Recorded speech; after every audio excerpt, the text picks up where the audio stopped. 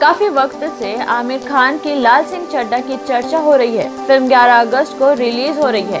Film के success के लिए आमिर जोर शोर से इसका प्रमोशन भी कर रहे हैं। वहीं आमिर की मेहनत सफल होती भी दिखाई दे रही है। लाल सिंह चड्ढा के एडवांस बुकिंग के आंकड़े सामने आने लगे हैं, जो बता रहे हैं कि फिल्म बॉक्स ऑफिस पर धमाल मचाने वाली है। 11 अगस्त यानी कि रक्षाबंधन को दो बड़ी फिल्में एक साथ रिलीज हो रही है। पहली आमिर खान की लाल सिंह चड्ढा, दूसरी अक्षय कुमार की रक्षाबंधन। दोनों फिल्मों की एडवांस बुकिंग शुरू हो चुकी है। बॉक्स ऑफिस इंडिया की रिपोर्ट के मुताबिक लाल सिंह चड्ढा के लिए अभी तक करीब 8 करोड़ रुपए की एडवांस बुकिंग हो चुकी है। आमिर खान की फिल्म में कहानी का एक का कनेक्शन पंजाब से भी है, पर एडवांस बुकिंग के मामले में पंजाब से ज्यादा दिलचस्पी दिल्ली एनसीआर के लोगों ने दिखाई है।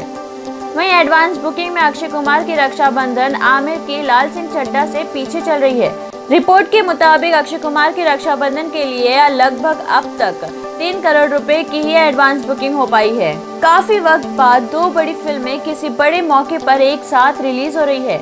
आमिर और अक्षय में से किसी ने भी फिल्म रिलीज की डेट को आगे या पीछे करने का फैसला नहीं किया।